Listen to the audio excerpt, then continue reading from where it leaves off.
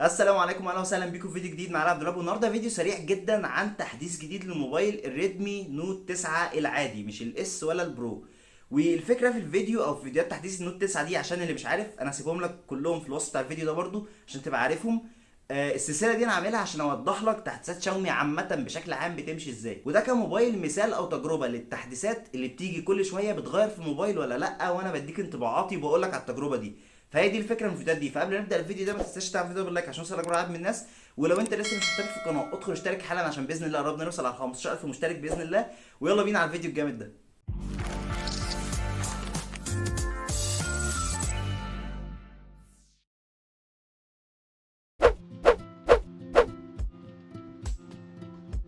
ويلا بينا بقى يا معلم نثبت تحديث على الموبايل. تمام، نفتح الموبايل كده. وطبعا انا عامل وضع الفوكس مود عن بعض التطبيقات اللي ممكن تعمل لنا ازعاج عشان ما يجيش منها اشعارات. تمام.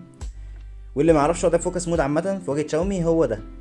تمام، ده ما بيخليكش يجيلك اشعارات من كل التطبيقات، يجيلك اشعارات من تطبيقات معينه لو انت فاتح النت عشان تنزل تحديث مثلا زي ده بالكامل، حاجه مهمه، حاجه زي كده. المهم نيجي بقى يا معلم، لما دخلنا في الاعدادات ندوس على اباوت فون، تمام، او حول الهاتف. تدخل بعد كده على التحديث بتاعك، هتلاقي مكتوب 12.0.5 ده اللي الموبايل عليه. طبعا في تحديث جديد مكتوب اهو ان ابديت از افيلبل. تمام، يعني في تحديث جديد موجود اللي هو ال 12.0.6 وحجمه 193 ميجا بايت. فنشوف ايه التحديث ده بيضيف ايه قبل ما ننزله. وبرده طبعا لما ننزله هنجرب، بس انا بوريك في الاول. يعني بيقول لك ابديت اندرويد سكيورتي بادج 2 ديسمبر 2020. بيقول لك انكريز ذا سيستم سكيورتي، يعني غالبا كده التحديث ده بالنسبه لك انت، يعني اللي هو الحاجه الملموسه مش هتحس بيه، ولكن بالنسبه للجهاز نفسه فاكيد هيكون فيه فايده للجهاز نفسه. فعامه هنيجي ندوس هنا يا معلم على داونلود ابديت. تمام، فاتح النت طبعا. اكيد هينزل بسرعه لان ده حجمه 193 ميجا بايت بس، فمش كتير يعني. تمام، هسيبه ينزل، بعد كده هرجع لك تاني واسرع لك الفيديو دلوقتي.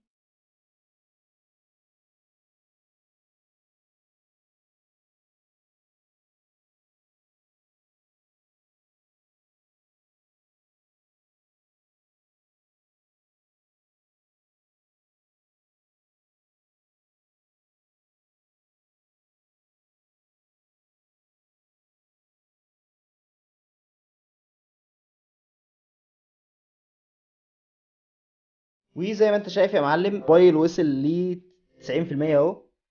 وخلاص التحديث قرب يخلص او قرب ينزل يعني. وعاوزك تتاكد ان البطاريه مشحونه كويس دايما، يعني البطاريه هنا اهي 79%. لو البطاريه مش مشحونه كويس، تمام، اهو نزل للاخر اهو كمل 100%. لو مش مشحونه كويس هيقول لك لا لازم تحط الموبايل في الشاحن عشان ما يحصلش غلط في السيستم او النظام بتاع الموبايل وانت بتثبت التحديث. فهتدوس على ريبوت ناو. تمام، تلاقي الموبايل بقى بيقفل كده. اعتقد ان الموبايل مش هيطول زي كل مره لان مجرد تحديث حجمه صغير للسكيورتي مش كبير. لازم كل مره تلاقي كده فاهم بيعمل لك نسبه مئويه، ولكن شوف بيمشي بسرعه جدا.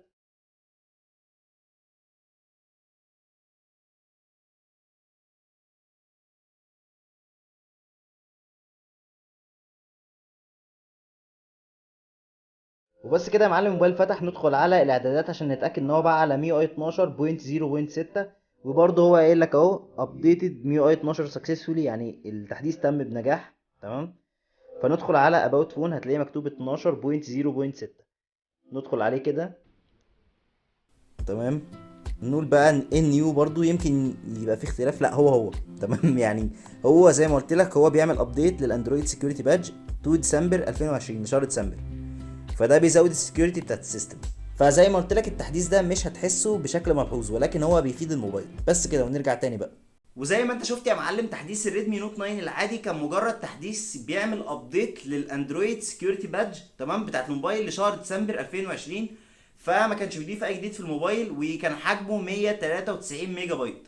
فانا قلت اعمله قدامك برضو عشان زي ما قلت لك في اول الفيديو انا بعمل الفيديوهات دي باستمرار لاي تحديث يجي جديد للموبايل ده، وفي نفس الوقت هستمر في عمل التحديثات اللي بتيجي للمي 10 تي برو تدريجيا. كل ما تيجي هعمل لها فيديو ان شاء الله عشان بنقل لك تجربتي او تجربه اي حد عن تحديثات الميو اي 12 المستمره. فاهمني؟ مش مجرد ان انت تنقل من ميو اي 11 لميو اي 12، لا، انا بقول لك التحديثات اصلا اللي بتجي لك وانت ماشي في الواجهه بتضيف ايه. يعني مثلا في فيديو كان اللي هو ال 12.0.3 او بوينت 4 في الميو اي 12 للريدمي نوت 9، هسيبه لك في اللايف فوق دلوقتي. كان بيضيف ميزه جديده في الكاميرا، فاهمني؟ فده كان حلو، لكن ده مجرد سكيورتي يعني انت مش تحس بيه، بس هو بيفيد اكيد الموبايل. فمش مثلا تحديث ملوش لازمه، لا مفيش اي تحديث ملوش لازمه، ولكن قصدي ملوش لازمه محسوسه بالنسبه لك، فاهمني؟ دي الفكره كلها. بس كده، فيا رب الفيديو يكون عجبكم، واتمنى تدعموه باللايك عشان نوصل اكبر عدد من الناس. ولو انت لسه مش مشترك في القناه ادخل اشترك حالا بقى يا عم، بقى قربنا نوصل 15000 مشترك باذن الله. بس كده، اشوفكم في فيديو جديد باذن الله، سلام.